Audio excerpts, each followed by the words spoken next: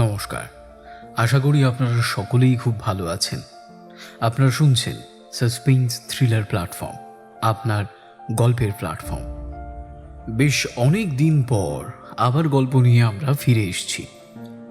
আজ আপনি শুনতে চলেছেন সাসপেন্স থ্রিলার প্ল্যাটফর্ম অরিজিনালসে অংশুদেবের কলমে গজেন বুড়োর আড্ডা।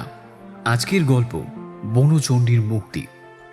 আজকের গল্পের সূত্রধার ও গজেনের চরিত্রে আমি লিও, গল্প পাঠে অরূপ ও বিভিন্ন চরিত্রে অরূপ, সত্যম, থিগল, দিশা, তানিশা, তুলি, চৈতালি, মৌমিতা, রমাকান্ত, সায়ন, নীলাঞ্জন, বৈদন্তী, তমাল ও আমি লিও।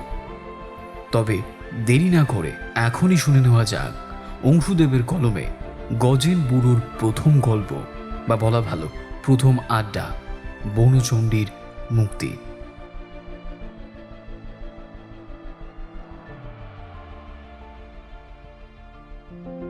ছুটির দিন থাকলে আমরা পায়ে পায়ে গজেন বুড়োর বাড়ি চলে আসি। আমি আর চ্যাংড়া তো নিয়মিত, মাঝে মাঝে 1.5 ইঞ্চিও চলে আসে। সম্পর্কে বুড়ো আমাদের ঠাকুরদা হন। রসের কথা যে হয় না তা নয়, বয়স অল্প বলে চ্যাংড়া আর সত্যেন বুড়োর পিছনে লাগে। গ্রাম্যতার কারণে একাধবার লাগাম ছাড়াও হয়ে যায়। আমি বা সলতে থাকলে একটাও বাজে কথা বলেন না। সলতে আমাদেরই বয়সী, রোগা, এক হাড়া মেয়ে। লেখাপড়ায় তেমন ভালো না হলে কি হবে, কাজে কর্মে 1 নম্বর। আমাদের খুব ভালো বন্ধু। সে সব দিন আসতে পারে না, আজ আড্ডায় এসে বসেছে। এসেছিল বড় কাকিমার কাছে, বৃষ্টি আরম্ভ হয়েছে বলে আটকে পড়েছে। তাই বড় কাকিমার হয়ে আমাদের সকলের জন্য চা আর আম তেল দিয়ে মুড়ি মাখিয়ে এনেছে।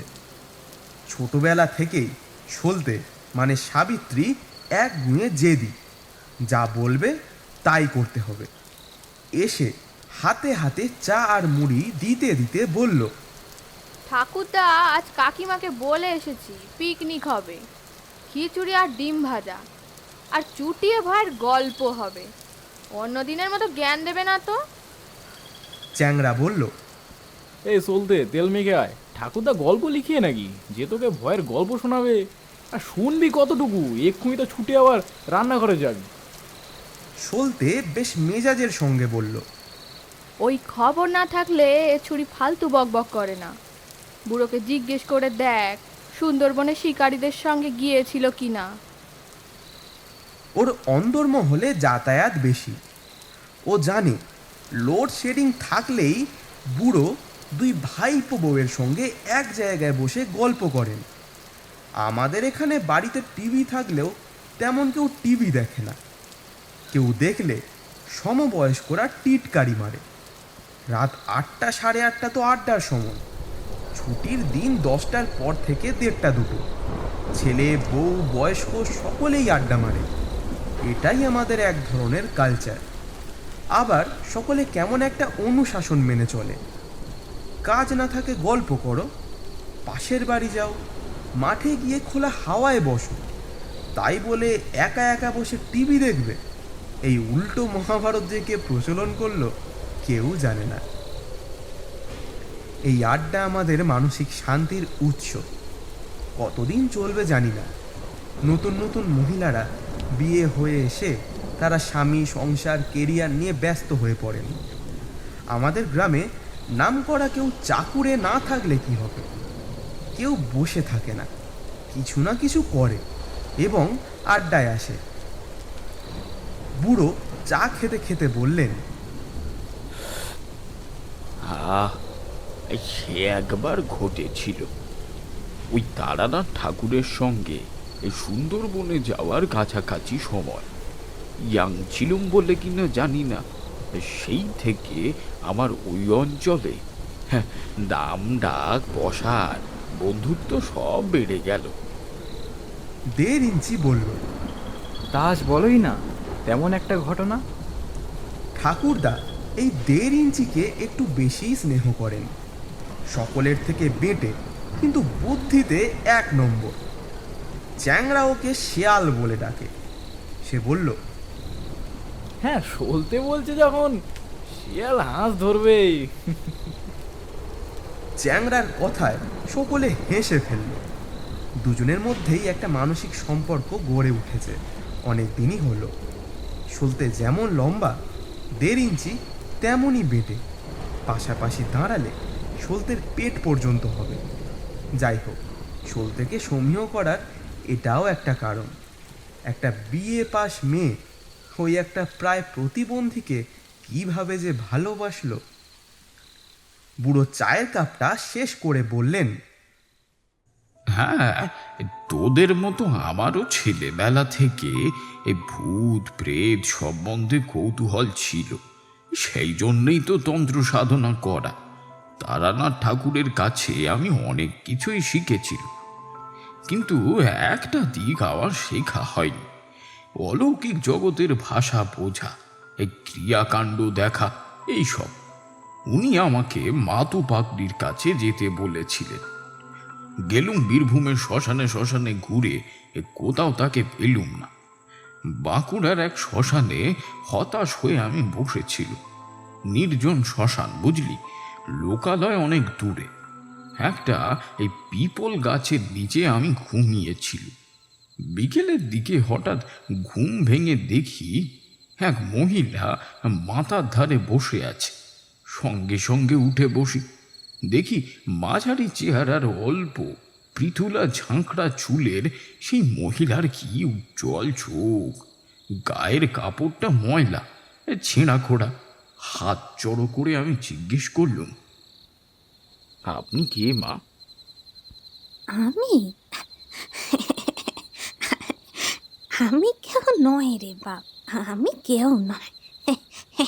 তা তা তুই তুই এভাবে শ্মশানে শ্মশানে ঘুরছিস কেন?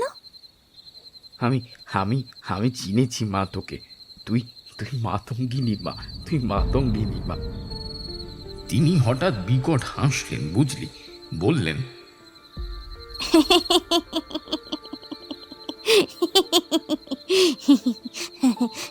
শোন শোন, তুই যা পেতে চাইছিস ও দিয়ে তোর কি হবে বল দেখি?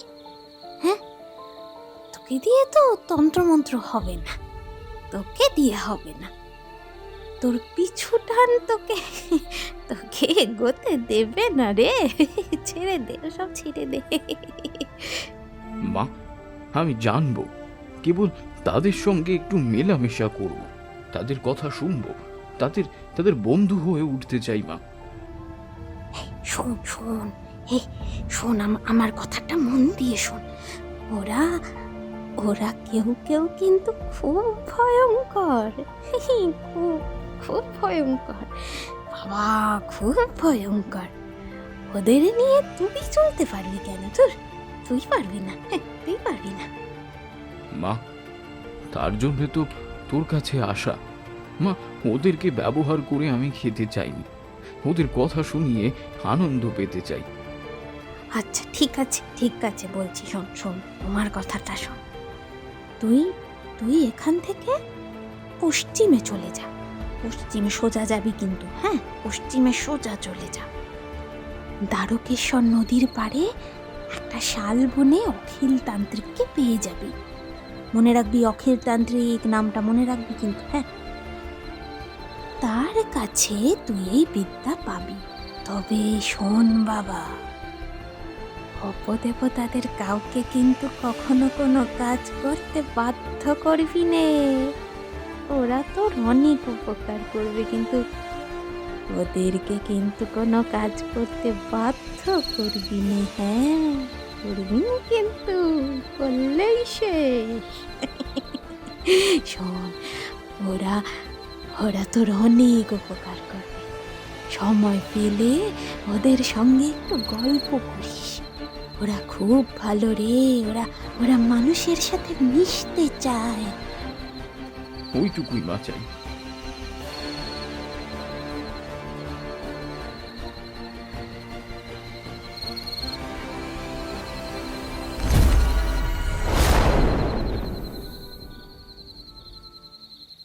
বলে মনের আনন্দে ফিরে দেখি কেউ নেই।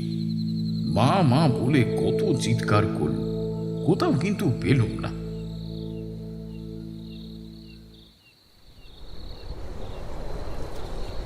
ঘরে অখণ্ড নীরবতা নেমে এলো। কেমন একটা আকুল মনের যন্ত্রণা। অনেকক্ষণ পরে চ্যাংড়া বলল, শিকারের সঙ্গে এর কি সম্পর্ক বুঝলাম না। এ যেন বাচ্চা কাজ যেতেই খেলনা ধরিয়ে দেওয়া। আমি বললাম, আসলে এটা হচ্ছে বুড়োর গল্প বলার এক ধরনের স্টাইল। সে যাই হোক, আজকের এই বৃষ্টি ভেজা সন্ধ্যা আমরা সবাই উপভোগ করতে যাই। কি বলো সবাই? বেশ, তবে শোন, আমি বুঝতে পারি অকিল বাবা আমাকে কি বিদ্যা দিলেন। মজার ব্যাপার কি হলো, যেখানে যাই এই অপদেবতার কাণ্ড থাকলে আগে থাকতে জানতে পেরে যাই। অখিল বাবার কাছ থেকে ফিরে আসার 1 মাসের মধ্যে কুমারমারি থেকে একজন লোক এলো, এসেই বলা শুরু করে দিল, বাবা, বাড়িতে কেউ থাকতে পারছি নে, কাজ কর্ম কিচ্ছু করতে পারছি নে। ঢিল পড়ে, কখনো গরু ছাগলের মাথা, আবার কখনো নোংরা। জীবন অতিষ্ঠ হয়ে পড়েছে বাবা, কিছু একটা করুন। আমি বুঝলাম লোকটা সত্যি সত্যি কষ্টে আছে। তা না হলে নাম ধাম আগে বলতো। আমি জিজ্ঞেস করলুম, বেশ, আপনার নাম আর গোত্র কি একটু বলুন তো। আমার নাম হরিধর নাইয়া, বাবার নাম ধনা নাইয়া, গোত্র সান্ডিল্য। বেশ বেশ, আপনার বাড়ি কোথায়? আমরা কুমিরমারির তেঁতুলতলার সর্দারের চরে থাকি। তার নাম ধাম ধরে গণনা করে বুঝলুম জ্ঞাতি শত্রুতা। দেখলুম একটা কালো ধোঁয়া পাশের কোথাও থেকে উঠে সব মূর্তিগুলো যেন ঘিরে রেখেছে। আমার বাড়িতেও সেই কালো ধোঁয়া লোকটাকে ঘিরে রয়েছে, যে কোনো সময় বিপদ হতে পারে। জিজ্ঞেস করলুম, আচ্ছা বেশ, আপনার প্রতিবেশী কেমন বলুন দেখি। না বাবা, একেবারেই ভালো নয়। কথায় কথায় ঝগড়া করে, পাশাপাশি থাকলে হাঁস মুরগি তো যাবেই, সেই নিয়েও গালাগাল। ইদানিং আমার পুকুরটা দখল করতে চায়। আমার বাপ আগের নায়েবের হাতের কাগজ রেখে দিয়েছে, সেখানে ভদ্রাসন ও পুবে ডোবা উল্লেখ আছে। ওই পড়ে মানে পরিমল সাঁতরা কদিন আগে এসে ঘর বেঁধে বললে যে পুকুরটা তার, ওর কাগজে নাকি সব লেখা আছে। এ তো বাবা কাচারির ব্যাপার, আমি কিছু করতে পারবো না। সে জানি বাবা, আপনি যদি এইসব উপদ্রব বন্ধ করতেন তাহলে বালক বাচ্চা নিয়ে থাকতে পারতুম আর কি। শোনো বাবা, প্রতিবেশী হিংসা বন্ধ করা যায় না। ইটের পরিবর্তে পাটকেল ছুঁড়তে হয়, বুঝলে? তা তো আমি করতে পারবো না। তবে তোমার ভদ্রাসনে যাতে কেউ কিছু না করতে পারে সেটা আমি দেখতে পারি। লোকটা আমার হাত ধরে বলল, তাই তাই করো বাবা, আমার এই অশান্তি আর ভালো লাগছে না। তোমার বাড়িতে যেতে কতটা সময় লাগবে একটু শুন। তা বাবা, 2 দিনের মতন তো লাগবেই। তাহলে এখানেই বসে একটা কাজ সেরে নিতে হবে। তুমি বরং এই বাড়াইপুরের বাজার থেকে কিছু জিনিস কিনে আনো, বাকি সব আমি জোগাড় করে নিয়ে আসি। আজ রাত্রিরে এই কেতন খোলা শ্মশানে যেতে পারবে তো? তোমাকে ছাড়া চলবে না কিন্তু। আমি যাব বাবা, আমরা জলা জঙ্গলের মানুষ, ভূত প্রেতে ভয় করি নে। ভয় করতে হয়, তবে ভালোবাসা পাওয়া যায়। ক্রোধ দেখালে ক্রোধ বাড়ে। তোদের যেটা, সেটা সাহস নয়, ওটা ক্রোধ। সে ভয় পেয়ে বলল, বাবা, হ্যাঁ, এটাই ভয়, এটাতেই ভক্তি আছে। তুমি আমার কাছেই থাকবে, কোনো ভয় নেই তোমার। সেই রাতে কেতন খোলা শ্মশানে গিয়ে আমি একটু দূরে আসন করব বলেই মনস্থির করছি। একজন লোক বললে, গজেন, কি করবি রে? কেউ চেনা জানা ব্যক্তি এসেছে ভেবে চারদিক দেখছি। কেউ নেই। জিজ্ঞেস করলুম, এই এই কে রে তুই, কোথায় তুই? এই দেখ না, তোর সামনেই দাঁড়িয়ে আছি।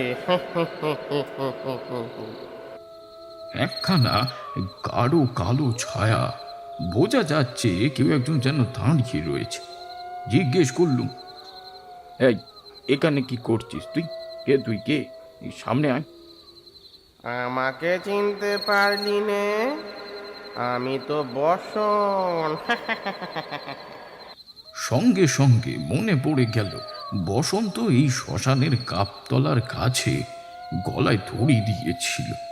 আসলে তখনও অকিল বাবার কাছে পাওয়া বিদ্যার পরীক্ষা করিনি, তাই বসন্ত বলতে গলাটা একটু কেঁপে উঠল। বসন্ত? পাশের হরিধন নাইয়া কিছুই বুঝতে পারেনি। সে ভয় পেয়ে জিজ্ঞেস করল, বাবা, আপনি কার সঙ্গে কথা বলছেন? এখানে তো কেউ নেই। আছে আছে, তোমরা দেখতে পাবে না, ভয় পেও না, ওরা কিছু করবে না। তারপর বসন্তর কাছে জানতে চাইলুম, এই বসন, তোরা এখানে কজন আছিস বলতো? আছি অনেকে, আমাদের পাড়ার হাবুর মাও আছে। ও বোধহয় আশেপাশে কোথাও গেছে। এই এখানে কিন্তু চন্দ্র বেতাল ডাকবো, তোদের আবার অসুবিধে হবে না তো? ওরে বাবা, চন্ড বেতাল! আর কোনো কথা নেই। গাঢ় কালো অংশটা হঠাৎ যেন পাতলা হয়ে গেল। হরিধন নাইয়া অবাক হয়ে চেয়ে রইল। ওই নির্জন শ্মশানে আমরা দুজন মাত্র। বাতি জ্বালিয়ে জিনিসপত্র গুছিয়ে নিয়েছি সবে। দুটো বেশ বড় শিয়াল এসে দাঁড়ালো হাত পাঁচেকের মধ্যে। দুজোড়া সবুজ চোখে প্রশ্ন, কি সব হচ্ছে এখানে? আসলে গণ্ডি কেটে নেওয়ার পর গুরু মন্ত্র জপ করে তখন সবে ভৈরব আচারে প্রবেশ করেছে। শেয়াল শুভ লক্ষণ। বললুম, এই যা বাবা যা, আমাদের হোম করতে দে রে বাবা, তোরা যা। শিয়াল দুটো চলে গেলে হরিধন নাইয়াকে আমি বললুম, এই তুমি শোনো, অনেক উপদেবতা উপদ্রব ঘটবে, ঠিক আছে? ভয় পাবে না কিন্তু। এই গণ্ডি ছেড়ে বেরিয়ে পড়ো না যেন। তোমার নামে সংকল্প করছি, তাই তুমি বেশি ভয় পাবে। আমাকে কিন্তু তুমি ছুঁয়ে থাকবে, ডাকবে না কিন্তু একবারও, শুধু ছুঁয়ে থাকবে। আসনে বসে একটা ডিম কাঠের পুতুল মাটিতে পুঁতে চড়ুই ভস্য ও ভরার মাথার খুলি করে মদ অর্ঘ্য দিয়ে বন্দনা আমি সেরে দিল। তারপর হোমকুণ্ডে অগ্নি সংযোগ করল। হোমের আগুন চলতেই শ্মশানে এক প্রকার ঠান্ডা বাতাস যেন বইতে শুরু করল। একদল শিয়াল এসে হাত দশেক দূরে বসে শোক গীতি গেয়ে গেল। কত সুর, কত তাল, কত রকমের কথা। রাত ক্রমশ বাড়তে থাকলো। হঠাৎ একটা নারী কণ্ঠে করুণ নাকি কান্না ভেসে আসতে থাকলো। সঙ্গে এই শাঁখ ঘণ্টার ক্ষীণ ধ্বনি। সেটা থেমে গিয়ে আবার শ্মশান নিশুতি নেমে এলো। কীট পতঙ্গের ডাক ছাড়া আর কিছুই নেই। সব শেষে হরিধন নাইয়ার নামে মরা চড়ুই ভস্য, ঘি আর তীরের পিণ্ড দিয়ে উৎসর্গ করেছে। শুরু হলো প্রবল ঝড়। তার মধ্যে হোমের আগুন থেকে চন্ড বেতাল বেরিয়ে এলো কালো ধোঁয়া আকারে।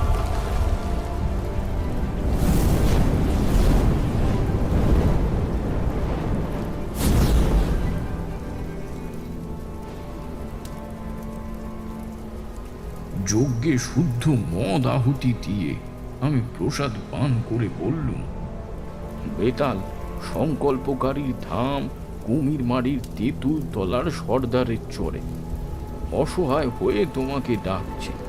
হরিধন নাইয়ার বসতির শান্তি নাশকারীকে উৎখাত করে দেব আরাধনার ব্যবস্থা করো তো বাবা। সঙ্গে সঙ্গে বেতাল চলে গেল। বেতাল যে কি ভয়ঙ্কর দুদিন পরে গিয়ে তা আমি বুঝলুম। অনিষ্টকারী শক্তিকে শুধু নয়, যে যে সেই ক্রিয়ার সঙ্গে জড়িত তাদের অকেজো অথর্ব করে ফেলল। আমি এসব জানতুম না, গিয়েই আগে বেতালের মুক্তির ব্যবস্থা করল।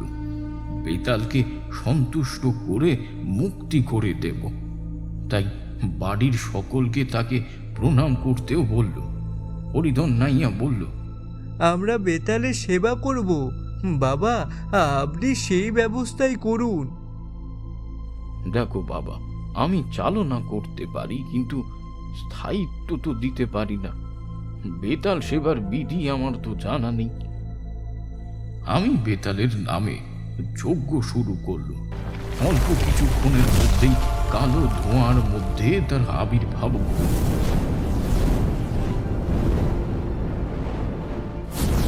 তাকে প্রণাম করে হরিধন নাইয়ার ইচ্ছার কথা আমি বলল। বেতাল হেসে বললে,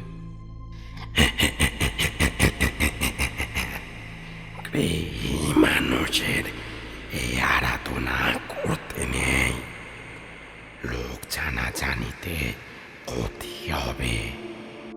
হ্যাঁ হ্যাঁ, ওদের পরিবারের সকলে চাইছে তোমাকে চিরকাল সেবা করতে। আচ্ছা, এই সেবার কি বিধান দেবে সেটা একবার বলে দাও তো বাবা। তবে শোন, বাড়ির ঈশান কোণে যে কোনো গাছের নিচে সকাল সন্ধ্যা প্রদীপ দেখিয়ে 7 বার স্মরণ করতে বলবি। প্রতি অমাবস্যায় আমিষ ভোগ রেখে আসতে বলবি। সেই প্রসাদ যেন কেউ গ্রহণ না করে।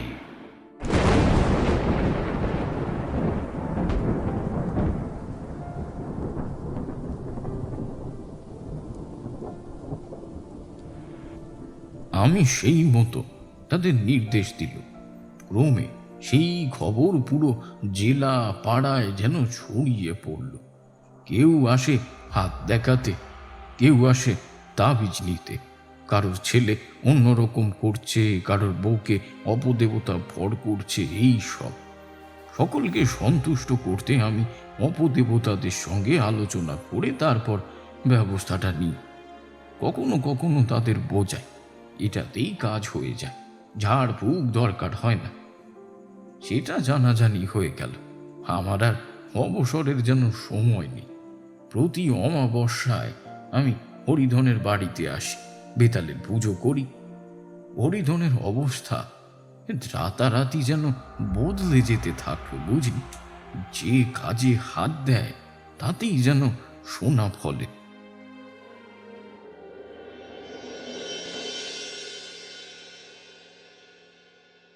মাসখানেক পরে সেই তান্ত্রিক আর হরিধনের প্রতিবেশী এসে আমার সামনে লুটিয়ে পড়ে বলল, বাবা, বাবা আমাদের রক্ষা করুন বাবা, আমরা খুব ভুল করে ফেলেছি, রক্ষা করুন। ভুল তো করেছো বাবা, পরকে ক্ষতি করার সময় নিজের কি হতে পারে সেটাও তো একবার ভাবতে হয়। যাক কেউ সব কথা, আজ রাতে শুদ্ধাচারে এসো, বেতাল জাগিয়ে তার মত শুনি, তারপর কিছু একটা না হয় করা যাবে। আমার নিজের কিছু কিন্তু করার নেই বাবু, তোমরা একটু খুব কান্নাকাটি করো তার কাছে। বাবার প্রসাদ হিসেবে কিছু আমিষ এনো, বুঝলে। আর একটা কথা, আর খাঁটি দুধ আর সাদা ফুলও কিন্তু এনো। হ্যাঁ, রাতে বেতাল জাগিয়ে বিপদ হলো। প্রতিবেশীর উপর বেজায় খাপ পাশে, কেননা এই পরিমল ইতিমধ্যেই নাকি আমার প্রাণ নাশের ব্যবস্থা করেছিল। এখানে আসার প্রথম সপ্তাহে কুমুদ প্রধানের বাড়ির থেকে নদীর বাঁধ সেরে সাধন হাঁসদার বাড়িতে আসছি। রাত তখন প্রথম প্রহর হবে। জঙ্গলের দিক থেকে খুব কাছে। ওপারে বাঘ ডেকে উঠল দুবার।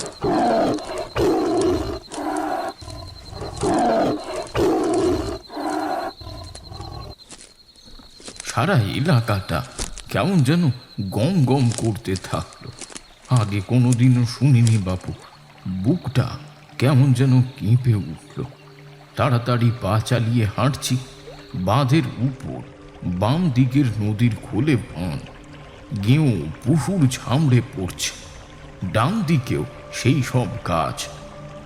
বাঁধটায় ভালো মতো পথ দেখা যায় না, একটু এদার হোদার হলে বাঁধের নিচে কাদায় গিয়ে পড়ব। তার উপর কত কাজে বাঘ, গাং পেরিয়ে আসছে কিনা কে জানে। জেলে পাড়ায় আলো চলছে না। হঠাৎ পেছনেই একটা ধপ করে শব্দ হলো। আমি দেহ বন্ধন সেরে রেখেছিলাম।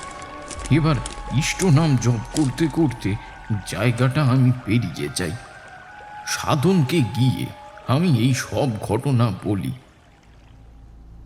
সব শুনে সে বলল যে ঠাকুর আপনি বোধহয় খুব বেঁচে গেছেন, আর রাতের বেলা আমাকে একা বের হতে বারণ করলো। সাধনের বউ বলল, বেতাল বাবা সহায় যার কেউ তাকে খেতে করতে পারবানি। ওটা তোমার শত্রুর ছিল গো। এরা বাঘের নাম পর্যন্ত নেয় না, সত্তর বলে। পরের দিন ভোরে উঠে দেখা গেল সত্যি সত্যি নাকি বাঘ এসেছিল। সাধনের ঘরের ভেতর থেকে ছাগল বের করে নাকি নিয়ে গেছে। সেই ঘরে আমিও শুয়েছিল। পরের দিন রটে গেল ঠাকুর সাক্ষাৎ অবতার। বাঘ পর্যন্ত নাকি তাকে ছুঁতে পারে না। আমার কদর বেড়ে গেল। সম্ভ্রান্ত ঘর থেকে ডাক আসতে থাকল। এরই মধ্যে ধেনু বড় লোক জমিদারের বাড়িতে আমি অতিথি হয়েছি কয়েকবার। এই ঘটনায় অনেক টনক নড়ল, ছড়িয়ে পড়ল। আমি হাঁক দিয়ে বাঘ দাঁড়িয়েছি, আরো কত রটনা। যাই হোক, জেলে পাড়ায় শোনা গেল দুজন নাম করা জমিদারের লেটেলের ঘাড় বিঁকে গেছে, সোজা হয় না। তাদেরকে আমার কাছে আসতে বললে তারা নাকি কান্নাকাটি করে। আমি ওই পাড়ার অপদেবতাদের ডেকে জিজ্ঞেস করতে তারা সব বলে দিল। তাদের অনুরোধে আমি আর তাদের সারাতে যাইনি, কেননা ওই দুজনের কারণে এদের অনেকের অকালে মরতে হয়েছে। সেই ঘটনাটা এতদিন পরে হরিধনের বাড়িতে পরিষ্কার হলো। তার প্রতিবেশী পরিমল ওই দুজন লেটেলকে পাঠিয়েছিল 5 বস্তা করে 10 বস্তা ধানের শর্তে। সেই দিন রাত থেকে হরিধনের প্রতিবেশী পরিমলের হাত পা নাকি বেঁকে আছে। তান্ত্রিক তো বোবা হয়ে আছে। দেখলুম বেতাল তান্ত্রিকের প্রতি কিছুটা সদয়। তার প্রায়শ্চিত্তে বিধান দিল 5 বছর সে নাকি আমিষ ছুঁতে পারবে না, ব্রহ্মচর্য পালন করতে হবে। 5 বছর তীর্থে তীর্থে ঘুরে বেড়াতে পারলে আবার আগের মতো ক্ষমতা নাকি সে ফিরে পাবে। তারপর ওর মুখে কথা ফুটবে। পরিমলের বউ খুব কান্নাকাটি করল, হাতে পায়ে ধরল, নাকে খত খেল। পরিমলও চোখের জলে অনুরোধ জানালো। আমি থাকতে না পেরে বেতালের স্তব শুরু করল। অনেকক্ষণ পরে সে আবির্ভূত হয়ে বলল,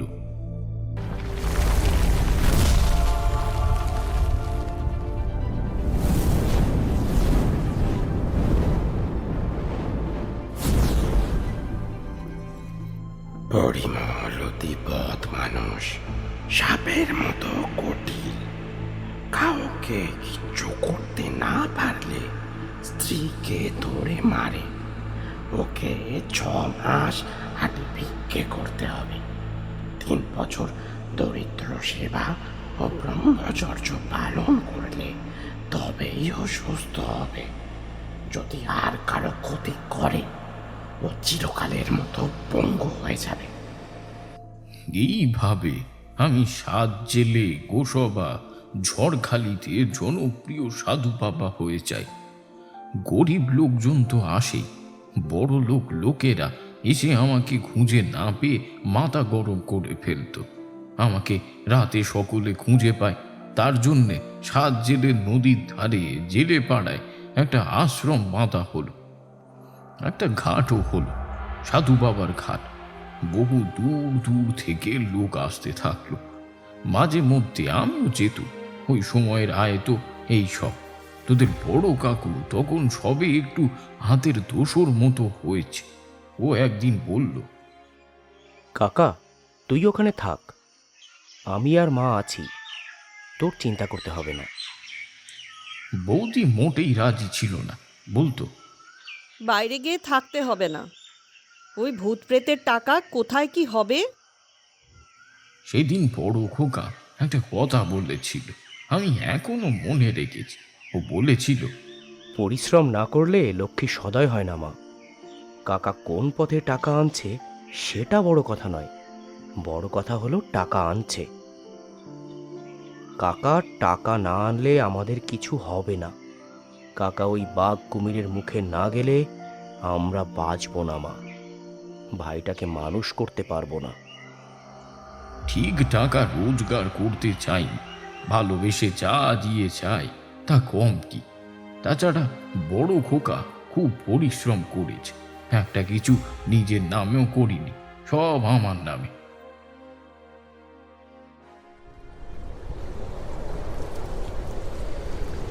এতক্ষণে 1.5 ইঞ্চি জিজ্ঞেস করলো, আচ্ছা, সেই শিকারি গল্পটা হবে না? বুড়ো বললেন, হবে হবে, ওদিকে ছোট মা চা নামিয়েছে। এই বলতে তুই যা তো। বুড়ো কি করে যে বলল, অবাক কাণ্ড। সত্যি সত্যি ছোট কাকিমা চা তৈরি করে ফেলেছিলেন। আমি থাকতে না পেরে বললাম, আচ্ছা, তুমি এ শক্তি পেলে কোত্থেকে? বুড়ো হেসে বললেন, আমরা সকলে বুঝতে পারি বাবা, একটু সতর্ক থাকলে বলা যায়। ছোট মা ঠিক ঘন্টা খানেক পরে চা পাঠায়, আজকেও তাই। তবে এটা ঠিক, অপদেবতাদের সঙ্গে বন্ধুত্ব করে আমার অনেক লাভ হয়েছে, বুঝলি। অনেক অলৌকিক ক্ষমতা পেয়েছি, ওরা আমার জন্য প্রচুর করেছে, এখনো আপদে বিপদে কিন্তু দেখে। সে সময় সলতে চা আর বেগুনি ভাজা নিয়ে এলো। ঝমঝমিয়ে শ্রাবণের ধারা ঝরেই চলেছে। আমাদের চা খাওয়া হয়ে এসেছে। বড় কাকা একটা চেয়ার টেনে এনে দরজার বাইরে বসলেন, তারও হাতে চায়ের কাপ। বুড়ো জিজ্ঞেস করলেন, বড় খোকা কিছু বলবি? বড় কাকা চা খেতে খেতে বললেন, আরে না না, বাইরে যেতে পারছি না বলে তোমাদের সঙ্গে আড্ডা মারতে এলাম। এবার তাহলে শিকারের গল্পটা বলি। বড় খোকা, সেই বাকি শিয়ালের টাকের ঘটনাটা বলি, কি বলিস? বুড়োর কথায় বড় কাকা বললেন, সে কথা তুমি আজও বলনি? আরে মারাত্মক ঘটনা, বাড়ি ফিরে আমাদের তো সব বলতেন, এখনো শুনলে গায়ে কাটা দেয়। তোরা কাকাকে কিভাবে দেখিস জানি না, লোকটা যেমন সাহসী তেমন পরিশ্রমী, চেষ্টা করলে নাম করা সাধক হতে পারতেন। আমাদের মুখের দিকে চেয়ে কি বিরাট সম্ভাবনা নষ্ট হয়েছে তা আজও ভাবি। ওসব কথা ছাড়, আমার না হওয়া তো তোদের হওয়া দিয়ে পুষিয়ে গেছে। হ্যাঁ শোন শোন,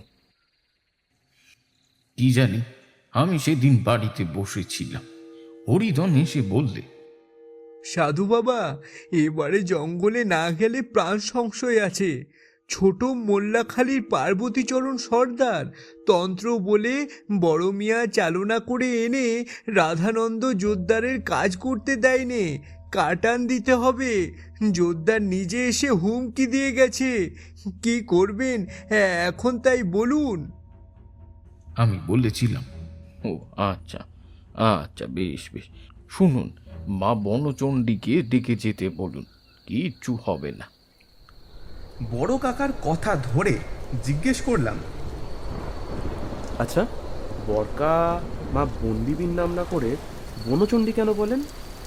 সেইটা আমারও প্রশ্ন ছিল, পরে বুঝেছি মা ওটা বলতেন। বনবিবি তো এই সেদিনের দেবী। তুর্কি আক্রমণের পর ইসলাম ধর্ম প্রচারের জন্য যে গাজীরা এসেছিল, বনবিবি তাদেরই কারো স্ত্রী। বিবিমা হয়েছিলেন পরে বনবিবি। আমারও মনে হয় সেখান থেকে অনার্য বঙ্গদেশীয়দের বনদেবী, বনলক্ষ্মী বা বনচণ্ডী মুসলিম শাসকদের প্রভাবে বনবিবি হয়েছেন। আমার মা পড়তে পারতেন, তবে আহামরি শিক্ষিতা ছিলেন না। আমাদের পড়াশুনে কখনো বই পড়ে তিনি এই ধরনের ধারণার কথা বলতেন। ভুল হোক বা ঠিক হোক, আমি তার মত প্রচার করি। কাকা কিন্তু সত্যি সত্যি বনচণ্ডীর দেখা পেয়েছিলেন। উনি সে কথাই তোদের বলবেন। ওটা নবাকি না কি যেন একটা জায়গার ঘটনা ছিল না? বুড়ো বললেন, হ্যাঁ হ্যাঁ, এই শিকারেরটা দোবাঁকিতে ঘটেছিল। বনচণ্ডীর দেখা পেলে তাহলে ওই নবাকিতে? শোন শোন, বনচণ্ডী আদি দেবী। এই দেবীকে আর্যীকরণ করে দেবী চণ্ডীর আবির্ভাব। আর্য কেন, বৌদ্ধ সংস্কৃতির আগে এই পূর্ব দেশে স্বতন্ত্র দেবী রূপে ইনি পূজিত হতেন। সেখানে দেবাদিদেব মহাদেবের সঙ্গে কোনো সম্পর্ক কিন্তু ছিল না। দেবী লক্ষ্মীও পূর্ব দেশের স্বতন্ত্রী দেবী ছিলেন। বাংলার বাইরে লক্ষ্মীর কদর দেখেছ কোথাও? মনসারও নেই। এর পরের দিকে আর্য দেবী হয়েছে বনদেবী। একটা ভাগ জঙ্গল নির্ভর মানুষদের কাছে হলো বনবিবি, বুঝলি? চ্যাংড়া বলল, ও সব ছাড়ো, গল্পে এসো। একদিন ভালো করে বুঝিয়ে বলো সব, নাকি আজ গল্প শুনতে ইচ্ছা করছে? হ্যাঁ হ্যাঁ, বলছি বলছি। আসলে আমি যে সময়ের কথা বলছি সে সময় সুন্দরবনের অধিকাংশ মানুষ পরিকল্পিত অবস্থার শিকার ছিল। বুড়োর কথায় বাধা দিয়ে বড় কাকা বললেন, এই একটু ডিস্টার্ব করছি। আচ্ছা কাকা, কেন তারা পরিকল্পিত অবস্থার শিকার ছিল বলে তোমার মনে হয়? একমাত্র কারণ অনুন্নত যোগাযোগ ব্যবস্থা আর শ্রম বিনিময় সুযোগ না থাকা। আমি নিজে দেখেছি, 1 বছরের ধান খেয়ে বেচে শেষ হতো না। তা দিয়ে বন্ধকি কারবার চলত, সুদ খাটানো হতো। গাঙ্গেও পলি সোনার থেকে দাম। হ্যাঁ, 1-2 বছর ফসল নষ্ট মানে এমন নয় যে দুর্ভিক্ষ দেখা দেবে। খাদ্যের চলন ছিল না বলেই দরিদ্র ভূমিহীন মানুষেরা অন্য কষ্টে ভুগত। সেটাকে কাজে লাগাতো জমি ছিল যাদের, তারাই ছিল অধিকার ভোগীর দল। তা আজকালকার ওই দাদাগিরি দেখলে বোঝা যায়, বুঝলি তো? চ্যাংড়া বলল, গজানন্দ, তুমি মনে হচ্ছে আজকের আসরটাকে ঠিক পণ্ড করে দেবে মশাই। চ্যাংড়ার কথায় সকলে হেসে ফেলল। আমার রাগ হলো। এটা বুড়োর গল্প বলার ধরন, আগে অবস্থা বুঝিয়ে নেন। বললাম, বুড়ো তো বড় কাকার প্রশ্নের উত্তর দিয়ে গল্পে ঢুকলেন। এটা না বুঝলে কি করে চলবে? যাক যাক, ছেড়ে দে রে, ছেড়ে দে। ও বুঝতে পারিনি। যাকে যে কথা বলছিলাম, শোন শোন।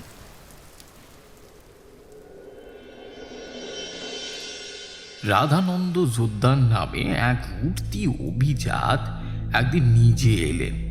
প্রচুর উপঢৌকন, পরনে ধুতি, শীতের চাদর, উড়নি, হরিণ ও বাঘের চামড়ার 2টো পৃথক আসন, 3 কলসি মধু, আরো কত কি তা বলে বোধহয় শেষ করা যাবে না। ওই জেলে পাড়ায় আমাদের আশ্রমের নিম গাছে তখন একটা অপদেবতা বসেছিল। সে সব দেখে হাসছিল। আমি জিজ্ঞেস করলুম, হাই, তুমি হাসছো কেন বলো তো? সে নাকি সুরে বলল, তোমার গেল।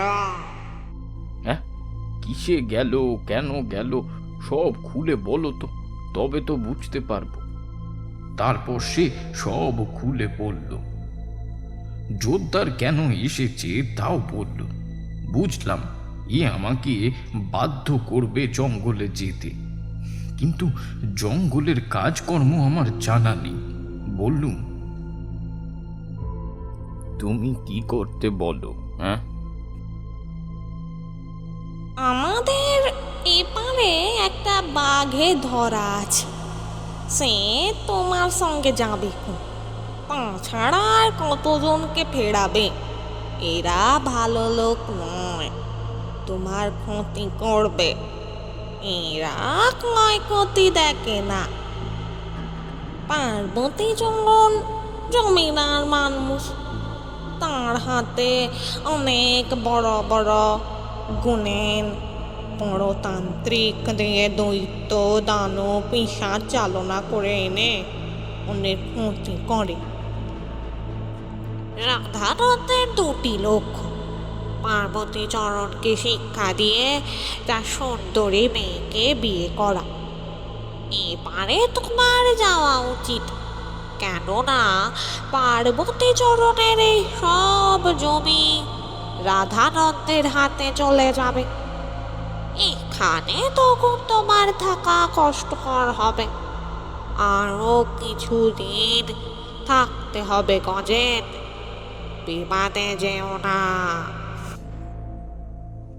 ভিটের শাড়ি শেষ হবার পর সকলে সাগ্র হয়ে দাঁড়িয়ে আমার জন্য। আমি ঘর থেকে বেরিয়ে নারায়ণকে বললুম, যা তোরা বাবুকে ঘাটে থেকে তুলে আয় তো, আর শোন, ঠাকুর দালানে পা ধোবার জল আর বসার আসন পেতে রেখে যা, কেমন? নারায়ণ ও অন্য কাজের লোকেরা ঘাটে গিয়ে আশ্রমে পদধূলি দেবার জন্যে আহ্বান জানালে, কিন্তু রাধানন্দ আশ্রমে আসতে একেবারে রাজি হলো না, বলে পাঠালো, বাবাকে গিয়ে বলো আমার একটা জরুরি কাজ আছে, ওনার সঙ্গে দেখা করেই আমি চলে যাব। অগত্যা আমাকেই আসতে হলো। রাধানন্দ জোরদার নিজে এগিয়ে এসে আমাকে হাত ধরে সুন্দর নৌকায় তুলে নিলেন। যত্ন করে নৌকার ছাদে রক্ষিত একটা চেয়ারে বসতে বললেন, নিজে অন্য একটা চেয়ারে বসলে। একজন দুটো পাথরের গ্লাসে শরবত নিয়ে এলো, আর একজন দুটো পাত্র ভরে নানা ধরনের মিষ্টি ও ফল কেটে আনলো। সামনের টেবিলে রেখে সেও চলে গেল। রাধানন্দ বললেন, আপনাকে এভাবে ডেকে আনার জন্য সত্যি খুব খারাপ লাগছে, কিন্তু আমি যে কথা আপনার সঙ্গে আলোচনা করতে চাই তা অত্যন্ত গোপনীয়।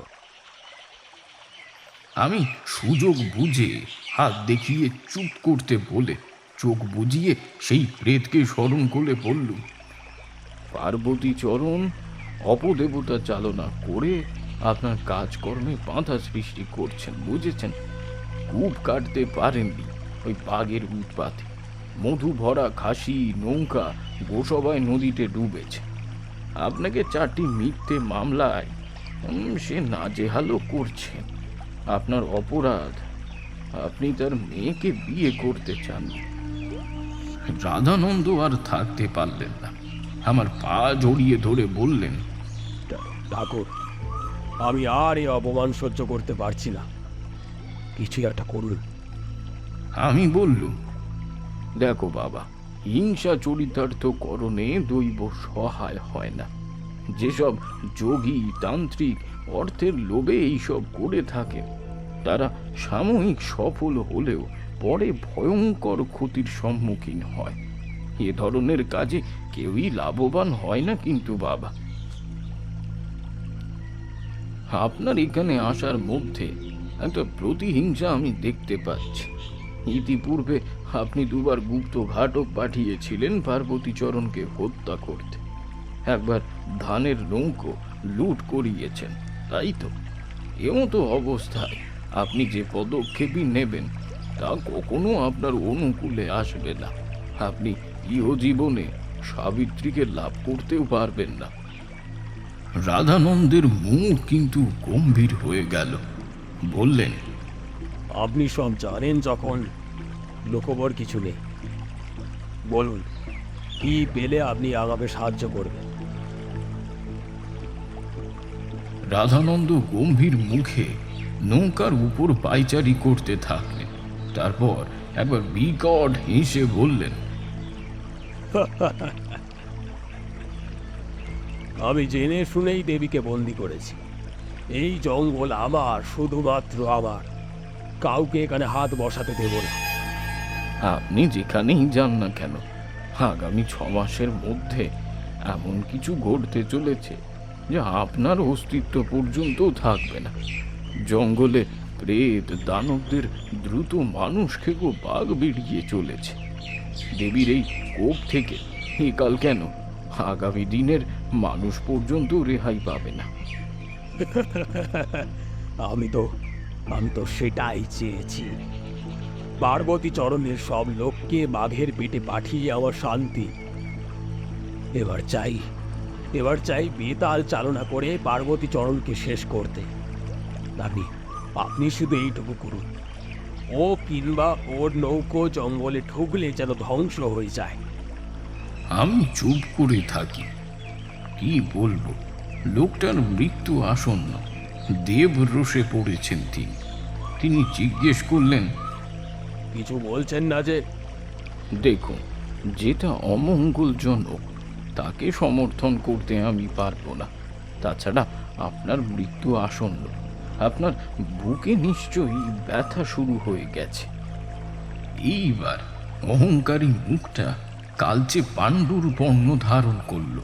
কিছুক্ষণ আমার দিকে চেয়ে থেকে ছুটে এসে আবার পা জড়িয়ে ধরে বলল, ঠাকুর আমাকে রক্ষা করুন। আপনি সব জানেন ঠাকুর, আপনি অন্তর্যামী। আমি তাকে ধরে চেয়ারে বসিয়ে দিয়ে বলল, দেখো বাবা, আমি সামান্য মানুষ, সামান্য ক্ষমতায় একটা তাবিজ আর কিছু জড়িবুটি সঙ্গে নিয়ে এসেছি। এই তাবিজ ধারণ করুন এবং এই ওষুধগুলো খান। বোধহয় এই যাত্রায় আপনি রেহাই পেয়ে যেতে পারেন। তবে হ্যাঁ, আমি খাদ্য ও মাদক দ্রব্য সেবন করতে পারবেন না। যদি এইসব দ্রব্য সেবন করেন বা গ্রহণ করেন, তাবিজ বা ওষুধ একেবারে কাজ করবে না। আপনি বরং এর সঙ্গে ইষ্ট দেবতার সেবাও করুন দুবেলা। আর এর মধ্যে নিজের জীবনের জন্য যদি প্রতিহিংসা ত্যাগ করবার সংকল্প গ্রহণ করতে পারেন, আমায় খবর পাঠাবেন। আমি আপনার মঙ্গলে যা করণীয় আমি সবই করব। রাধানন্দ বাবু সেদিন 2 হাত পেতে তাবিজ ও জড়িবুটি নিয়ে চলে গেলেন। দেখো, বড় কোনো কাজের আগে মন অস্থির হয়। এখানে আসার সময়ও ঠিক করেছিলুম আমি জঙ্গলে যাব না, কিন্তু পরিস্থিতি আমার সিদ্ধান্ত বদলাতে বাধ্য করেছে। আমি সেই দিনই হরিধনকে বড় খোকার কাছে পাঠাই। অত খাদ্য খাওয়ার, পোশাক আশাক দিয়ে কি আর হবে। হরিধনকে কিছু দিলাম আর কিছু বাড়িতে পাঠালুম। বড় খোকার কাছ থেকে যেদিন উত্তর এলো, রাধানন্দ বাবুও সেই দিনই খবর পাঠালেন তিনি সব রকম প্রতিহিংসা দূর করতে রাজি হয়েছেন। অবশ্য হরিধন যাওয়ার আগের দিন স্বপ্নে দেখলুম জঙ্গলের মধ্যে এক পরমা সুন্দরী মাতৃময়ী দেবী বন্দিনী। তার মুখ কেমন ধারা বিষণ্ণ। তিনি শুধু আমায় বললেন, আমাকে মুক্ত করবি না কেউ, আমার যে খুব কষ্ট হচ্ছে। আমার সঙ্গে সঙ্গে ঘুম ভেঙে গেল। খুব খারাপ লাগছিল। কি করি শুনেছি জঙ্গল খুব ভয়ঙ্কর, কিভাবে তাকে মুক্ত করব এই ভাবতে ভাবতে তন্দ্রাচ্ছন্নতার মধ্যে আমি মাতুমাকে দেখলুম। ঘুমিয়ে পড়েছিল বলে মনে হলো না। আমি যে বারান্দায় শুয়েছিল সেখানে মাথার ধারে বসেছিলেন। কি রে, তুই এখনো ভাবছিস কি করবি? আমি তাড়াতাড়ি উঠে বসে বললুম, আমি তো কিছু জানি না মা। জানিস নে আবার কি কথা? জানিস না তো কি হয়েছে? অন্তরের ঊর্ধ্বে কোনো মন্ত্র নেই, জানিস না? এতদিন কি শিখেছিস সেটা জানিস না? অন্তরটাই আসল রে বোকা, অন্তরটাই আসল। শোন মন দিয়ে যা বলছি। শ্বেত ফুল, শ্বেত চাল, শ্বেত তিল এবং শ্বেত বস্ত্র নিবি, খাঁটি মধু আর 5 ফল, সঙ্গে খই, মুড়ি, বাতাসা, আর নিবি ধুনো। শুকনো কাঠে আগুন জ্বালিয়ে মাকে ডাকবি, কিন্তু মনে রাখিস ধুনোর ধোঁয়া যেন বন্ধ না হয়।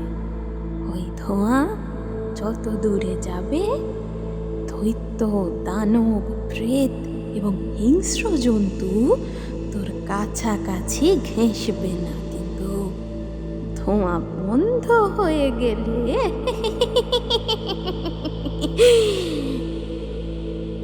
তারপর এগুলো নিবেদন করে মাকে ডাকবি, মাকে ডাকবি, মন প্রাণ দিয়ে মাকে ডাকবি, মাকে ডাকবি। বলে আমার কানে তিনি বীজ মন্ত্র দিলেন। আমি জিজ্ঞেস করলুম, মা কোথায় বন্দি আছেন, আমি কিভাবে বুঝবো? দক্ষিণ পশ্চিম কোণ ধরে যাবি, আর যেতে যেতে ধূপ ধুনোর গন্ধ পাবি। সেখানে দেখবি গাছের মাথায় সাদা ফুল। সেই চড়ে উঠে দেহ বন্ধন সেরে পুজোর আয়োজন করবি। মায়ের বন্ধন ঘুচবে রে, তবেই মায়ের বন্ধন ঘুচবে ভৈরবের আগমনে। সাবধান, আবার বলছি, ধুনোর ধোঁয়া যেন বন্ধ না হয়। ভয়ঙ্কর ডামরির বশে মা বশীভূতা হয়ে আছেন। ধুনোর ধোঁয়া যেন বন্ধ না হয়।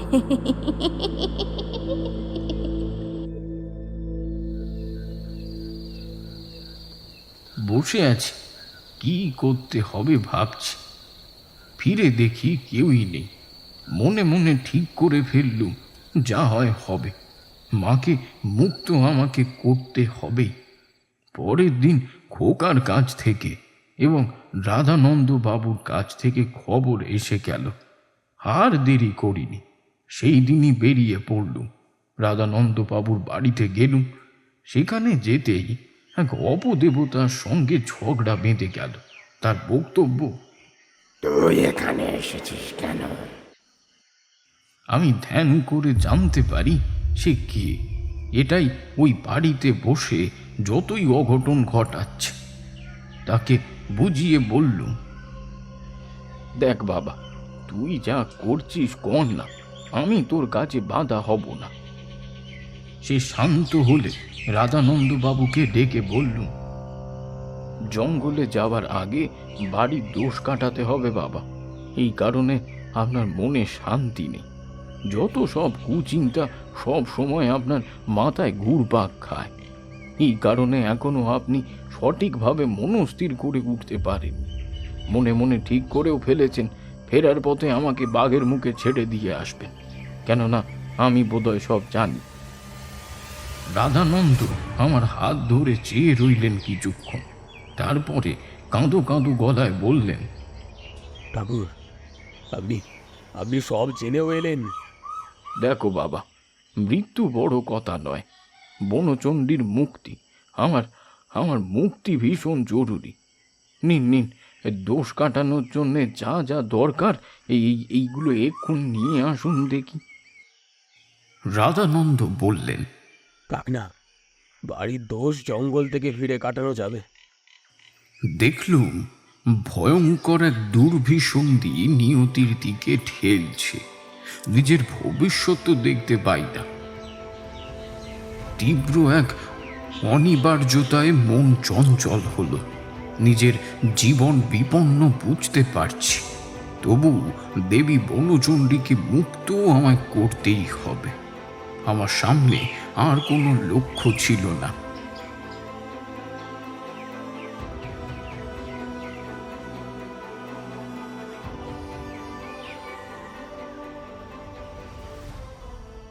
দোষ কাটানো না হলেও পরের দিন 4টে নৌকা আমার যাত্রা শুরু করলুম। মন ভালোটাই, তবু মনে এসে ভিড়ল নৈসর্গিক আনন্দ। সুন্দরবনের রূপ ও শোভা কি আর বর্ণনা করব বলো, ভাষাই পাই না। পীরখালির নদী পেরিয়ে নৌকা দক্ষিণ পশ্চিম কোণ ধরে দত্ত নদী দিয়ে তীর করে ঢুকলো যেন সবুজ কালো ধূসর জলের স্বর্গে। যত চলেছি মনে হতে থাকলো যেন মাতৃত্বময়ী কোনো এক মায়ের মায়া ভরা বুকে জড়িয়ে পড়ছি। আমার করা যত চিন্তা যেন লোপ পেল। আমি এক সাত্ত্বিক মানুষ, ওই ঘোলাটে সবুজ রাজ্যে ধ্যানস্থ। ওখানেই আমার সিদ্ধি। পুরনো আর্য ঋষি হলে হয়তো জলদ গম্ভীর কণ্ঠে নৈসর্গিক স্রোত আরম্ভ করতেন ওই দেবতাদের উদ্দেশ্যে। চোখ বুজিয়ে মা বনচণ্ডীকে ডাকতে লাগলাম। আমি অরণ্য মাতৃত্ব যেন উপলব্ধি করি।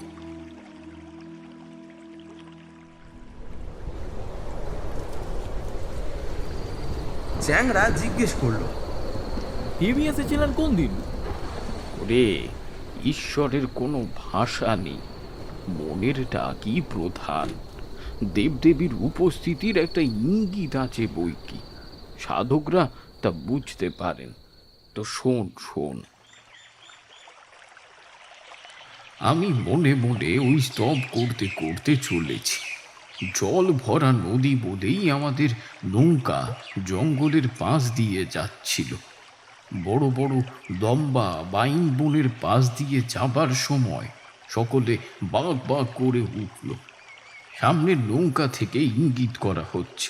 আমি দেখলুম পরমা সুন্দরী এক মহিলা বনের মধ্যে দিয়ে হেঁটে চলেছেন।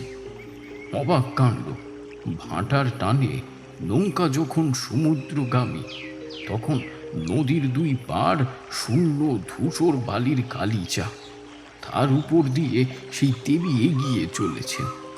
মাঝে মাঝে দেখা পাচ্ছিল উদাসীন দাঁড়িয়ে আছেন বাঁকের মুখে, যেন আমাদের জন্যেই তিনি অপেক্ষা করছেন।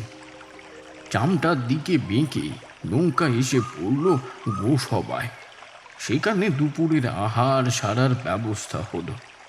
রাধানন্দ জোদ্দারের সঙ্গে আসা বন্ধুটা এই বাঘ মারার জন্য প্রস্তুতি নিয়ে চড়ায় নামলো। আমি বললুম, এই শোনো, শুভ কাজ শেষ হওয়া না পর্যন্ত আমি কিন্তু কোনো রক্তপাত ঘটতে দেব না। তোমরা বুঝতে পারছো না, ওই বাঘরূপী দেবী আমাদের পথ দেখিয়ে কিন্তু নিয়ে যাচ্ছে।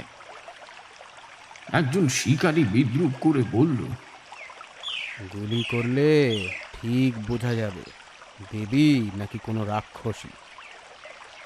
সেখানে ছিল এক বাঘে মরা প্রেত। সে বলল, এই লোকটাকে এবার বাঘে নেবে। তুমি সাবধানে থেকো, তোমাকে মারার ষড়যন্ত্র হচ্ছে। তুমি ওদের রান্না খেও না। এখানেই তো আমায় ধরেছিল, ওই যে হেলা গর্জন গাছ, ওখানে রান্নার কাঠ আনতে গিয়ে বড় শুকনো কাঠ চোখে পড়তে গেঁড়ে পড়ল। ওটা পাশেই লুকিয়েছিল। আশু গেল, ভোঁদর গেল, ষষ্ঠী গেল, কারও ধরল না। আমারই ধরে নিয়ে গেল। আমারে নিয়ে গেল ওই ছেঁড়ার মুখ থেকে গো। পিছন ফিরে দেখি একজন অর্ধেক মানুষ। একটু ভয় পেয়েছিল।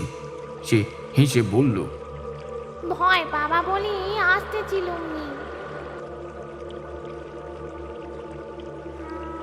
আমার প্রশ্নে সে বলল, নৌকায় বসে চারা বাঁধতেছিল, ওসর কখন নদী সাঁতরে এলো বুঝতে পারলুম নি। পেছন থেকে টুটি ধরলে আর মনে নেই। আমি আর কথা বাড়ালুম না, নৌকার ভিতরে চলে গেল। যে লোকটা রান্নার জোগাড় করছিল তাকে বললুম, ও কর্তা, মায়ের পুজো না দেওয়া পর্যন্ত কিছু খাবো না কিন্তু আমি।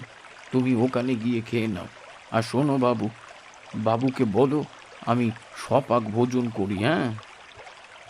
সে কথা শুনে রাধানন্দ ওই সেই শিকারী আমার নৌকায় চলে এলো। আমাকে অনেকভাবে বোঝালো, আমি রাজি হলুম না। ওরকম উপবাস আমাদের কত যে করতে হয়। সব শেষে রাধানন্দ বাবু বললেন, ঠাকুর, আমার এই বন্ধুটার সম্বন্ধে কিছু বলুন না, আপনি তো সব দেখতে পান। মায়ের কাছে আছি, এখন আমার কোনো ক্ষমতা নেই। তবে তোমরা এই জঙ্গলে কিন্তু কেউ কিছু করতে চাইলে আমাকে বলো, আমি আসার সময় কিন্তু অশুভ যোগ দেখেছি। হ্যাঁ, শিকারিটা তখন ব্যঙ্গাত্মক হেসে বলল, কে জানে, হয়তো আপনারই কিছু হয়ে গেল। তারা কেউ আর দাঁড়ালো না। খাওয়া দাওয়া শেষে আবার নৌকা ছেড়ে দিল। নবাকির পাশ দিয়ে যাবার সময় ধূপ ধুনোর আমি গন্ধ পেলুম। আস্তে আস্তে সেসব গাঢ় হলো। বিকেলের শেষ আলোয় দেখলুম একটা গাছের মাথায় সাদা ফুলের গুচ্ছ। সেখানে নোঙর ফেলতে বলল। জঙ্গল থেকে অত গাছে কেউ নোঙর ফেলতে রাজি হলো না। মাঝিরা বললে, বলতে গেলাম ঠাকুর, এ কিন্তু বড় ভয়ের জায়গা আছে। আমি কিন্তু জেদ ধরে সেখানেই নোঙর ফেলে বাকি সকলকে নিরাপদ স্থানে নিয়ে যেতে বলল। তারা সেখানেই আমাকে রেখে আরো দূরে পশ্চিম দিকে চলে গেল। বুঝলুম না সেই শিকারি আমার দিকে চেয়ে চেয়ে কেন হাসছিল। সন্ধে না হতে হতে চাঁদ উঠল, নদী ভরে উঠল জলে। খুব কাছাকাছি একবার হরিণ ডেকে উঠল। আমার কেমন যেন মনে হলো আমি মা বনচণ্ডীকে বোধহয় দেখতে পাবো। চারিদিক নীরব, আমি একা নৌকার ছই ধরে দাঁড়িয়ে। জঙ্গলের অন্ধকারে জোনাকিগুলো যেন এক একটা বড় নীলচে সবুজ চোখ। আমি মাদু বাগলি স্মরণ করে ভিতরে সাহস ফিরে পেলুম। বনচণ্ডীর বীজমন্ত্র জপ করে আমার স্তব পাঠ করলুম। একটা মধুর সুবাস হঠাৎ চারিদিকে ছেয়ে গেল। রাত কত হবে জানি না, আমি কিন্তু স্তব থামাইনি। দেখি নৌকাটা আপনা আপনি ধারের দিকে চলে যেতে থাকলো। গাছেদের প্রায় কাছাকাছি গিয়ে দেখি হঠাৎ করে গিয়ে থেমে গেল। মেয়েলি স্বর্গীয় কোমল মধুর কণ্ঠে আওয়াজ এলো, আয়, নেমে আয়, ভয় পাসনি, তোর কোনো ক্ষতি হবে না। কে কে মা তুমি? দেখা দাও।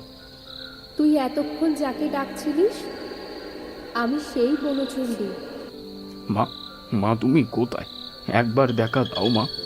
এই পাপ দু চোখ একটু সার্থক করি মা। বাবা, আমি যে বন্দি, তোকে কি করে দেখা দেব? তুই আয়, আমার কাছে আয়। আমি ভিজে চড়ায় নেমে গেলুম। সঙ্গে নিলুম হোম ও পুজোর উপকরণ। জঙ্গলের মধ্যে পিচ্ছিল শুকনো কাদার উপর দিয়ে আমি হেঁটে যাচ্ছি। কোনো ভয় নেই, মনে এক ফুরফুরে আনন্দ। বহু দূরে গিয়ে এক ঘাস বন পড়ল। সেটা পেরিয়ে একটা বিশাল মোটা পুকুর গাছটাকে বেশি উজ্জ্বল বলে মনে হলো। কাছে যেতে আবার সেই সুমধুর সুবাস যেন ভেসে এলো। সাহস করে গাছে গিয়ে কয়েকবার মা বনচণ্ডীর জয়ের ধ্বনি দিল। জয় মা বনচণ্ডী, জয় মা বনচণ্ডী। মা অন্তরাল থেকে আমাকে বললেন, আমাকে মুক্ত কর গজে, আমাকে মুক্ত কর বাবা। আমি সঙ্গে সঙ্গে সেখানে হোমের আয়োজন করলাম। দেহবন্ধন সেরে নিয়ে হোম শুরু করতে এই ডামরি এসে দাঁড়ালো। সে মহাসুন্দরী খিলখিল করে হেসে সে বলল,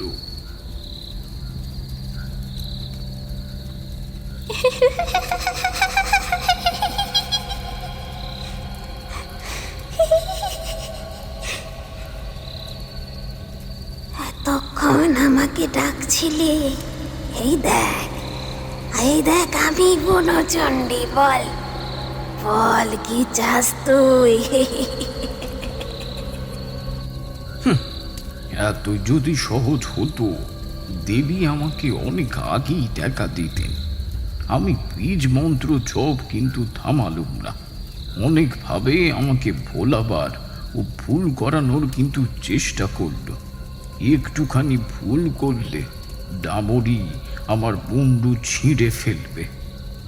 অনেক কষ্টে তার ছলনা কাটন বাঁধন মন্ত্র দিয়ে যুদ্ধ চালাবার পর ভোরের দিকে ডামরি সমূর্তি ধারণ করল।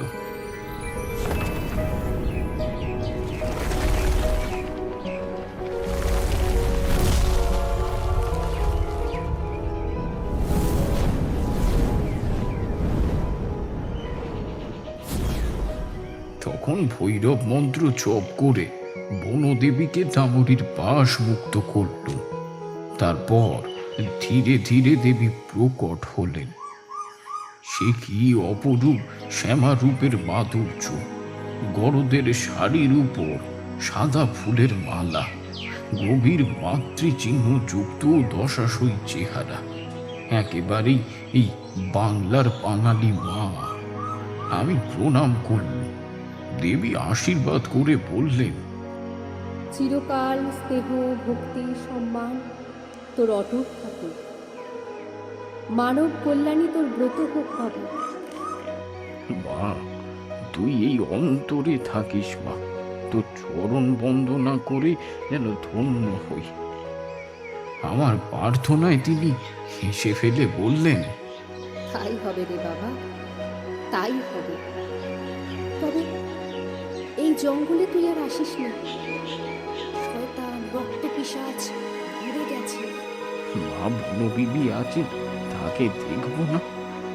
তিনি হাসলেন। হাসতে হাসতে বনবিবির মূর্তি ধারণ করলেন।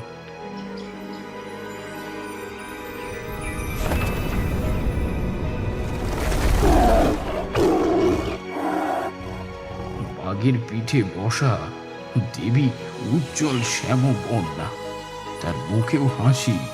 আমি প্রণাম করল। চোখ খুলে দেখি আর কিছু নেই।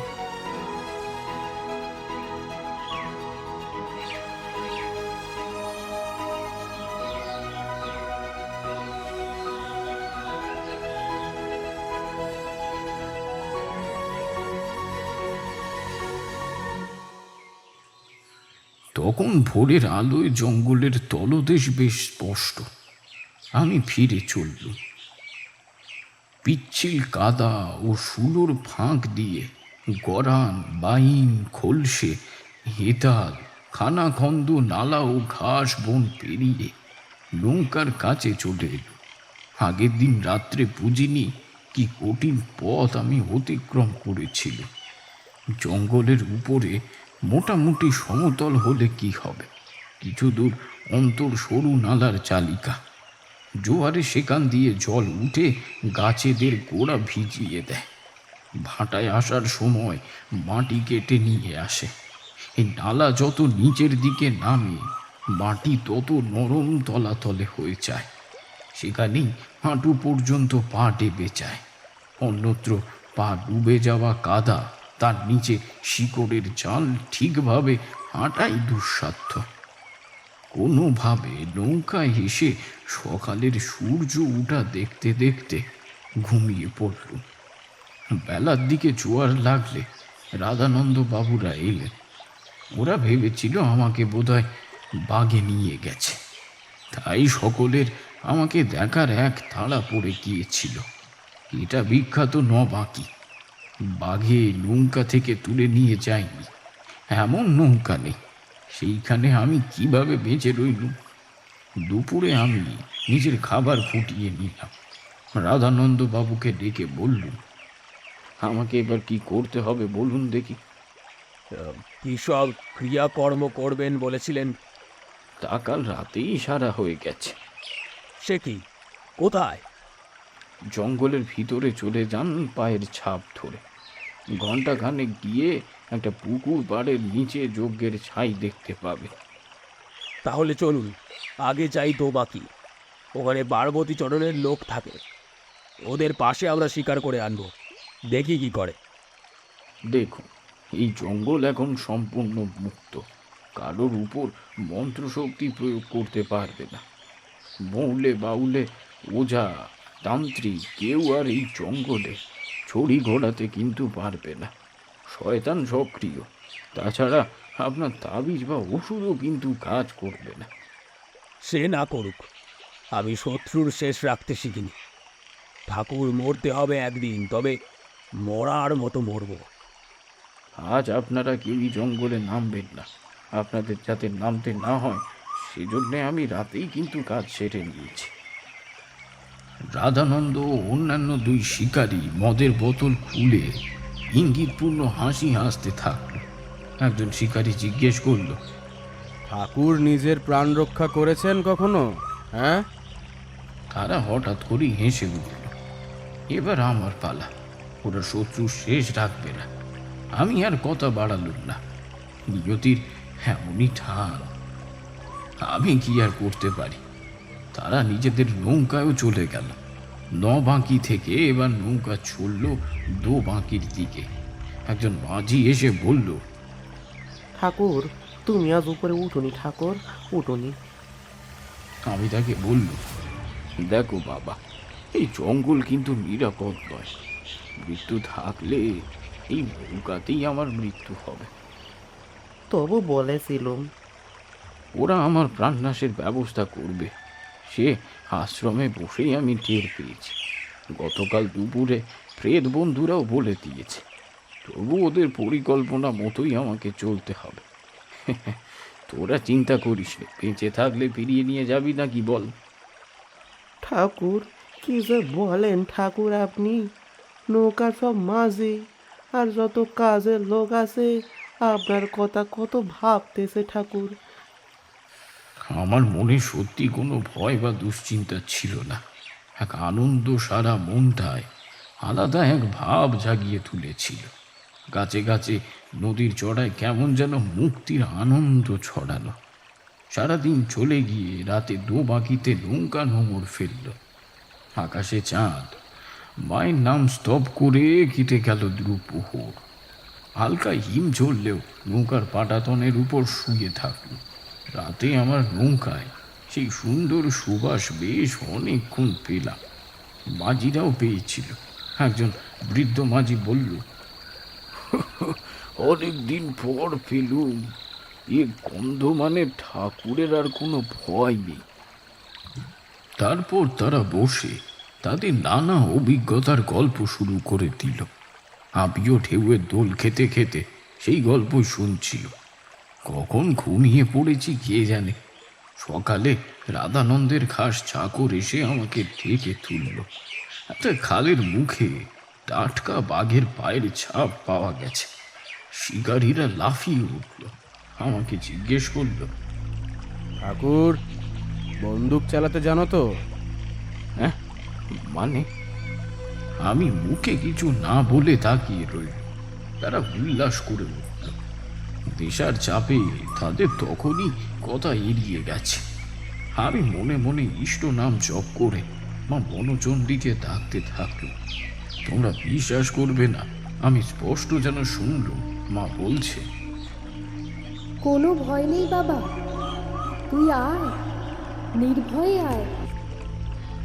শিকারের দলের সঙ্গে আমাকে জঙ্গলে ঢুকতে হলো। বাঘের পায়ের ছাপ ধরে একটা মঠগড়ানের ছোপের ধারে শক্ত মতো গর্জন কাছে আমাকে তুলে দেওয়া হলো। হাতে একটা বন্দুক। রাধানন্দবাবু বললেন, আমি তো আছি, ভয় কি ঠাকুর? আমি কিছু বললুম না। ঠাকুর, আপনি তো সব দেখতে পান, আমি কিন্তু আপনার ভবিষ্যৎ দেখতে পাচ্ছি।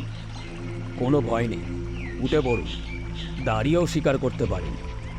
মিয়া ছুটে আসছে, আপনি দুরুম করে মেরে দিলেন। বলে একটা বিকট বিশ্রী হাসি হাসতে থাকলো। হাসতে হাসতে আরো বলল, আমরা দেখতে পেলেও মেরে ফেলবো না, আহত করে এদিকে তাড়িয়ে আনবো। কি তাই তো? অন্য দুজনও হাসলো। তারপর 3 জনেই চলে গেল। এবার আমার কেমন ধারা ভয় করতে থাকলো। আশেপাশে তেমন কোনো বড় গাছও নেই। একটা কেওড়া গাছ আছে। আমি গর্জন গাছের নিচে বন্দুকটা রেখে এক ছুটে 50 হাত দূরে একটা কেওড়া গাছে উঠে পড়ল। বন্দুকের যা হয় হবে। কি হবে ওটা? চালাতে তো জানি না। অনেক উঁচুতে উঠে নদীর 4টে নৌকা দেখতে পেল। রাধানন্দ চোদ্দারের প্রিয় বন্ধু শিকারী তখন গুটি সুটি মেরে আরো পশ্চিম মঠগড়ানের ঝোপ পেরিয়ে কোথাও মাটিতে বসল। দ্বিতীয় শিকারী একটা ঝাঁকড়া গাছে উঠে বসলো মাঝ বরাবর। আমার ডান দিকে এরকম 100 হাত দূরে রাধানন্দ চোদ্দার গাছের আড়ালে বসে। বসে বসে আমি ওদের মতলবটা একটু চিন্তা করছিল। রাধানন্দ জোরদারের সম্বন্ধে সব বলে ফেলাটাই দোষের হয়েছে, তাই ওরা প্রমাণ লোপাট করতে চাইছে। যেভাবেই হোক বাঘটা আমার দিকে চালিত করবেই। ওরা যেভাবে বসলো তাতে মনে হলো বাঘ এই মঠ গড়ানের ঝোপেই কিন্তু আছে। শুনশান জঙ্গলে বাতাস বয়ে যাবার শব্দ ছাড়া আর কিছুই নেই। আমি সামনের মঠ গড়ানের চৌরুস ছড়ানো পাতার দিকে চেয়েছিল। একটা হাত খাওয়া প্রেত এসে চুপি চুপি বলে গেল, শব্দ করো না, মিয়া কাছে রয়েছে, ওরা এদিকেই আসবে। আমি কি করব? সে ডান দিকে দেখিয়ে মুখে আঙুল ঠেকিয়ে বলল, চুপ করুন, বাঘ তোমাকে দেখছে। আর তাকে দেখতে পেলুম না। ভালো করে ঘাটটা নিচু করে দেখি বিশাল বাঘ মঠ গড়ানের নিচে শুয়ে আমার দিকেই যেন চেয়ে আছে। যে দূরত্বে উঠেছি, এখানে বাঘ আসতে পারবে না ভাবছি, এমন সময় বন্দুকের আওয়াজ, পরপর 3টে।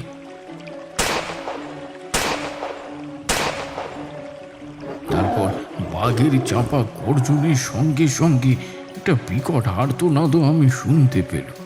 সঙ্গে সঙ্গে আরো 2টো গুলির শব্দ। সেদিকে চেয়ে দেখি রাধানন্দ বাবু আক্রান্ত। বাঘ নেই সেখানে। মঠ গড়ানের ঝোপ তোলপাড় করে বাঘ দ্বিতীয় শিকারের দিকে ছুটছে।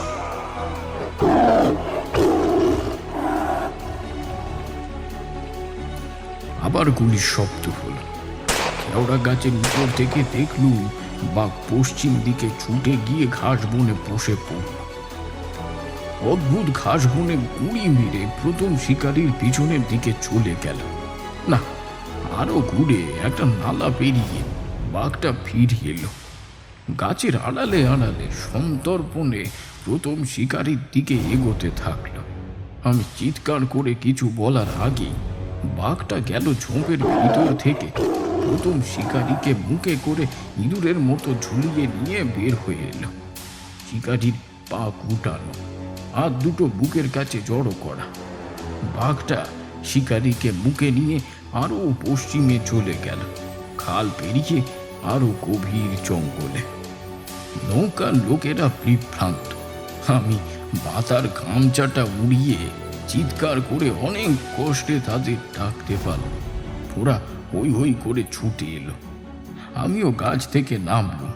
সেই দলের সঙ্গে ভিড়ে রাধানন্দ বাবুর কাছে গিয়ে দেখলুম রক্তে ভেসে যাচ্ছে। ডান দিকে দগদগে ক্ষত। সকলে ধরাধরি করে তুলতে দেখা গেল হাতটা ঝুলেছে। প্রাণ আছে বলে নৌকায় নিয়ে আসা হলেও বেশিক্ষণ আর বাঁচেননি। মাঝপথে সবই শেষ।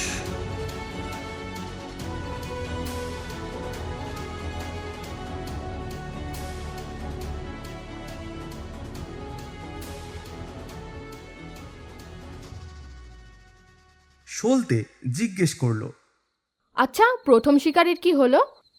বুড়ো বললেন, তার রাইফেলটা কুড়িয়ে আনা গেছে, বুঝলি। চ্যাংড়া বলল, সালা মালের ঘরে ঘুমিয়ে পড়েছিল বোধ হয়, বাঘটা তাকে দুধু খাওয়াতে নিয়ে গেছে। চ্যাংড়ার কথা শুনে সকলে হেসে ফেলল।